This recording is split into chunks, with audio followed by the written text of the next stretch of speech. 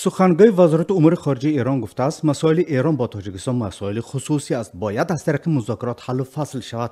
بهرام قاسمی سخنگوی وزارت خارجه ایران روز 16 ایول در شهر تهران در مصاحبه با خبرگزاری نیمه دولتی تصنیم در مورد روابط ایران با تاجیکستان و سوء تفاهمی که نزد دوشنبه به وجود آمده است ابراز نظر کرده است.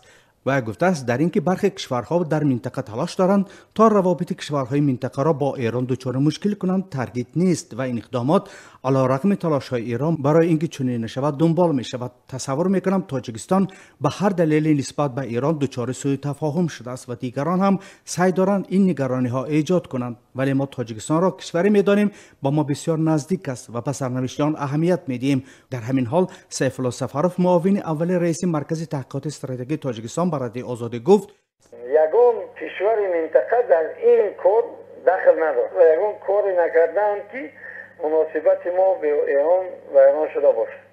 هر کس سیاست خودش را میبرد و ما هم هیچگاه زیر تاثیر هیچ کشوری در مناسبت با ایران نخواهیم رفت. البته طرف ایران هم میدونند که این سوء تفاهم با کدام سببها شده بود. سخنگوی وزارت خارجه ایران در مصاحبهش با خبرگزاری تصنیم گفته است که تاجیکستان نمیتواند دوست بهتر و قدرتمندتر از ایران پیدا کند.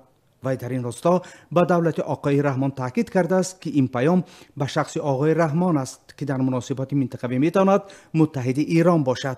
ماه دکبر سال 2015 در پی دعوت رسمی محیدین کبیری رهبر حزب ممنوع نهضت اسلامی برای همایش وحدت اسلامی در تهران و دیدار او با رهبر روحانی ایران آیت الله علی خامنه‌ای، مقامات تاجیکستان ایران را به حمایت از تروریستان متهم کردند. کبیری و حزبش هیچگاه این اتهام را اعتراف نکرده، گفتند که آشوب مسلحانه بهانه برای بستن حزب در حدود تاجیکستان بود. گذشته از این در چند سال اخیر دعواهای مالی میان دو کشور از قرض سنگ‌دو گرفته تا پول‌هایی که گویا میلیاردر ایرانی بابک زنجانی در تاجیکستان گم کرده است جریان گرفت.